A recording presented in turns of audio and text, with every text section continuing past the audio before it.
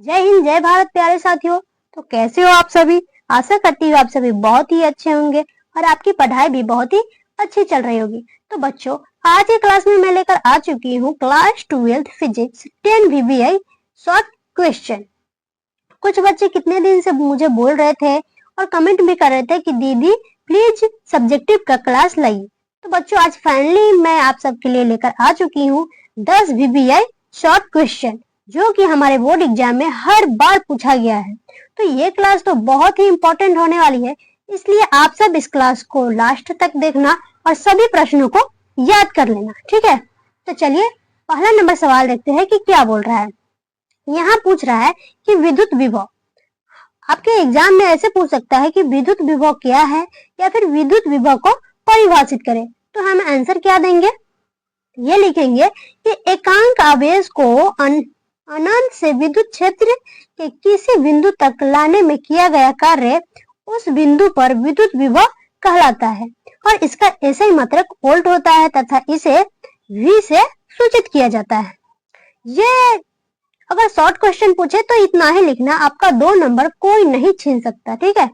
ये क्वेश्चन बहुत ही इंपॉर्टेंट है और ये तो हो गया सब्जेक्टिव की बात, और यहाँ पे एक ऑब्जेक्टिव भी बन रहा है। देखो, एग्जाम में ऐसे पूछ सकता है कि विद्युत विभव का ऐसे ही मात्रक क्या होता है।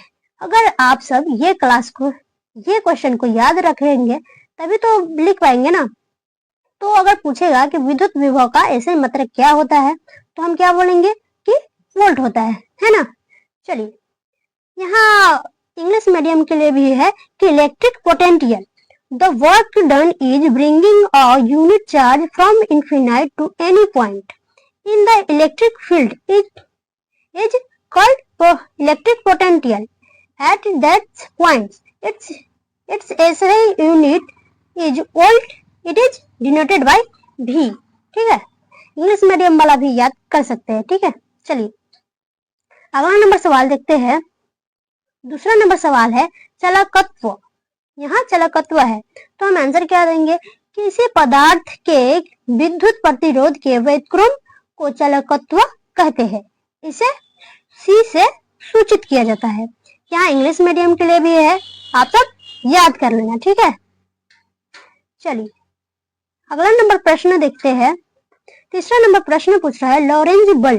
लॉरेंज बल क्या है ये पूछ सकता है, तो हम क्या लिखेंगे कि जब किसी आवेशित कण को विद्युत क्षेत्र तथा चुंबकीय क्षेत्र दोनों के प्रभाव के कारण गति करता है तो सम्मिलित रूप से लगे बल को लॉरेंज बल कहते हैं। इतना छोटा तो है, जल्दी ही याद हो जाएगा, आप सब याद कर लेना। यहाँ भी है इंग्लिश मीडियम के लिए, आप सब याद कर लेना, ठीक है? चलिए आगे बढ़ते हैं।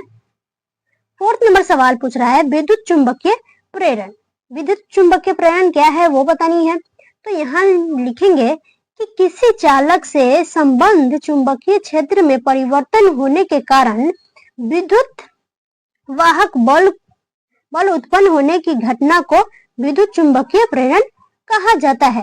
इससे उत्पन्न विद्युत वाहक बल को प्रेरित वाहक बल भी कहा जाता है तथा परिपथ से प्रभावित धारा को प्रेरित धारा कहा जाता है।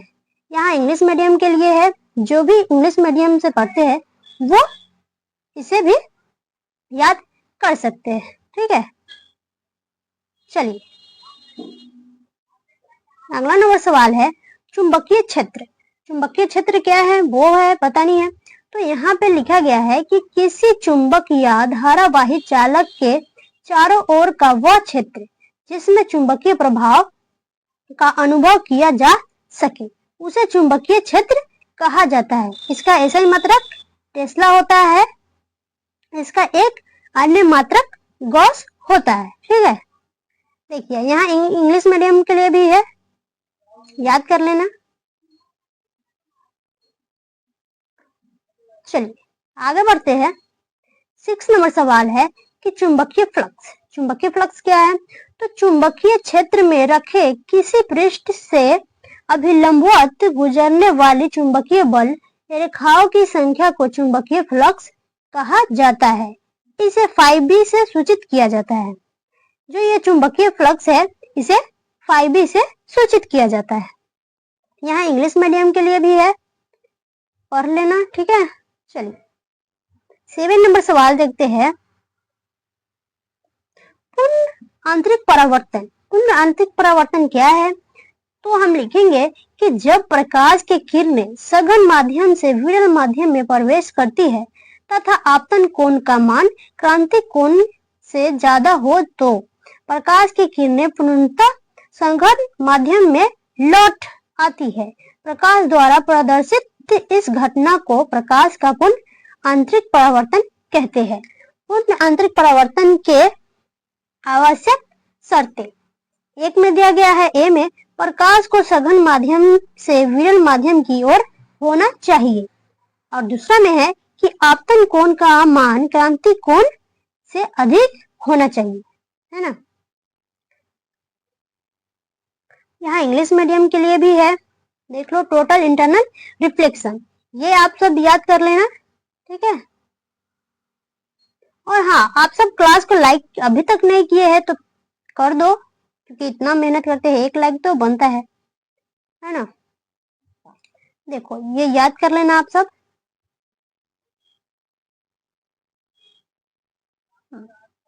चलिए अगला नंबर सवाल देखते हैं। 8 नंबर प्रश्न पूछ रहा है कि प्रकाश का व्यतिकरण। तो यहाँ आंसर में दिया गया है कि दो कला संबंध स्रोतों से उत्पन्न होने वाली प्रकाश ऊर्जा की पूर्ण वितरण की घटना को प्रकाश का व्यतिकरण कहते हैं। प्रकाश का व्यतिकरण के 2 प्रकार होते हैं। तो चलिए देखते हैं कौन कौन से प्रकार होते हैं। तो पहला में दिया गया है संतोषी व्यतिकरण, इसे रचनात्मक व्यतिकरण भी कह सकते हैं, है ना। दूसरा में दिया गया है विनाशी व्यतिकरण। आप सब इस क्वेश्चन को मतलब जरूरी है याद करना, क्योंकि इसमें से पक्का 2 या 3 तो आ ही जाएंगे, है ना। चलिए यहाँ इंग्लिश मीडियम के लिए भी है, तो आप सब याद कर लेना, जो भी इंग्लिश मीडियम से है वो इसे याद कर ले सकते हैं। चलिए आगे बढ़ते हैं। 9 नंबर सवाल है गामा किरणें के गुण।